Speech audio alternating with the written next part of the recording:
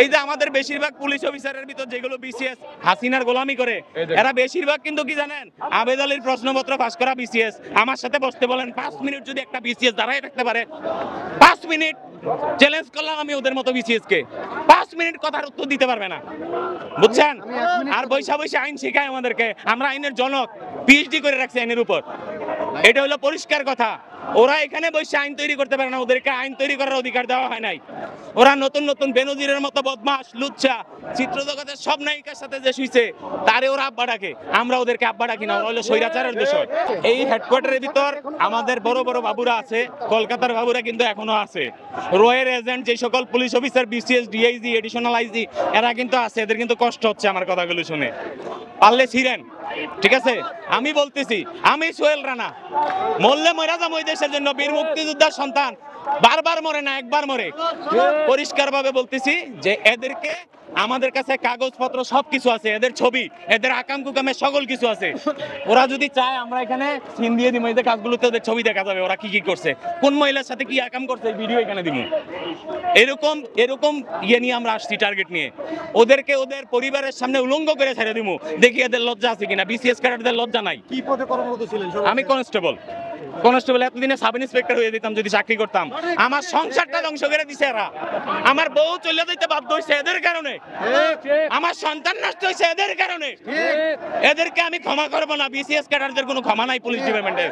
আর যারা ভালো BCS cadre আছে আমি তাদেরকে স্যালুট করি, কিন্তু কুত্তাদেরকে আমি ক্ষমা করবো না। সাব ইন্সপেক্টর, মহিলা সাব ইন্সপেক্টরে ভোগ করার জন্য ওরা প্রস্তাব দেয়, যদি রাজি না হয় চাকরি নাই, তুমি চাকরির আগে বিয়ে করছো। কত বড় বদমাইশ, এদের সন্তানরা দেখে না আমাদের ভিডিওগুলো, শোনে না, এদের লজ্জা লাগে না? আবার বলে কি তুমি আমার বিরুদ্ধে কি আইন করবে, আমি একটু বলে দেই, যে সে বাংলাদেশের জনসম্মুখে পুলিশ বাহিনীর ভাবমূর্তি নষ্ট করার জন্য মিডিয়ার সামনে আমাদের যত গোপন তথ্য আছে বাস করে দিছে। এটা চরম অন্যায় এবং মানবতা বিরোধী অপরাধ, আমাদের আকাম কোরআমের সাইবার ক্রাইমের অপরাধ। হ্যাঁ, তাকে আইনের মানে তার বিরুদ্ধে কেন যথাযথ ব্যবস্থা নেওয়া হবে না? তুমি ছিবা আমার গুন্ডামি করো, আইন তোমার বাপের কথা চলে না, সংসদের কথা চলবে। এই দেশের আইন, বড় বড় আইন, যারা আইন মন্ত্রী তারা আইন বুঝবে, তুমি কিছু না। তুমি শুধুমাত্র 2 টাকার গোলাম কর্মচারী, 2 দিন পরে 39 বছর চাকরি শেষ হয়ে গেলে চলে যাইবা, আর নয়তো কোনো দেশের সচিব আমলা হইয়া বসে থাকবা। আর আমাদের জীবন, আমরা কুকুরের মতো জীবন যাপন করতে হয়, আমাদের পেনশনের টাকা থেকে এরা টাকা মারে। এই যে আমাদের চাকরি যুদ্ধ করলে এদের কিন্তু অনেক লাভ, কোটি কোটি টাকার ব্যবসা। কেন জানেন? এই যে কল্যাণ, পুলিশ কল্যাণ হয়, সেইখানে আমার বউয়ের সিজার হইছে, আমার এসপির সামনে বলতে হবে আমার বউয়ের পেট কাটছে। কেন? তার বউয়ের ইজ্জত আছে, আমার বোন নাই? নাই। আমার ওয়াইফের যদি ইজ্জত না থাকে, তার ওয়াইফের তো ইজ্জত নাই, কারণ তাদের বউরা কখন কোথায় যায় তারাও তো জানে না। ঐশীর মতো মেয়েকে জন্ম দিছে না একজন, ঐশী জবাই করছে নি। এই যে আকাম কুকাম করে এগুলো দেখবেন। ওই আরেক এসপি গাড়ির ভিতর পুইরা মারা গেছে না, মদ খেয়ে সেরা সিগারেট ধরাইছে, গেছেনি পুইরা, এদের জীবনটা এমনিই যায়। ওই যে আমাদের যেই বাবুল আক্তার স্যার, সৎ পুলিশ অফিসার, ওই যে পিবিআই প্রধানকে ছিল মনোজ, এই খারাপ গালিটা দিলাম না, এই মাদারচোদ তারে, মানে আমার বলতে মন চাইতেছে যে বাবুল আক্তার স্যারের ওয়াইফরে তে খুন করাইছে, আর এই পুলিশ ডিপার্টমেন্টের সাথে জড়িত আছে বড় বড় অফিসাররা। বাবুল আক্তার স্যারকে বিনা দোষে জেল কাটতে হইছে। সৎ অফিসার ইলিয়াসের রিপোর্টে, আপনাদের সাংবাদিক ইলিয়াসের রিপোর্টে 60 কেজি স্বর্ণ ধরছে, এই স্বর্ণ বনজ নিয়ে গেছে তার কাছ থেকে। মানে এই বড় বড় আইজি, ডিআইজি দেরা কোটি কোটি টাকা স্বর্ণ পাচার করে। এই যে বিমানবন্দর, এয়ারপোর্টে যারা দায়িত্ব থাকে এদেরকে দিয়ে করায় স্বর্ণ পাচার, সব এরা করায়। ভারতের সাথে এদের সম্পর্ক থাকতে হবে, নাইলে তো মনে করেন দেশ স্বাধীন হয়ে যাবে।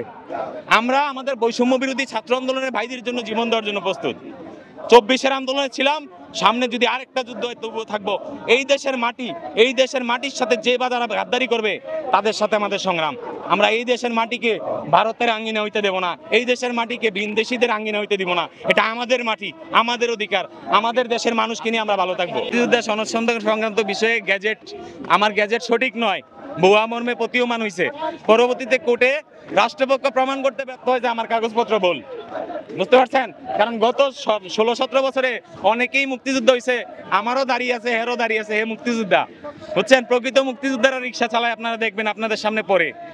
তো পুলিশ হেডকোয়ার্টার এই বিভিন্ন ইস্যু দইরা চাকরিচ্যুত করে দেয়। আমি যেখানে বেকসুর খালাস, নির্দোষ, আমাকে কেন চাকরিচ্যুত করবে? এসপি কে এত সুপ্রিম পাওয়ার দেওয়ার কি আছে?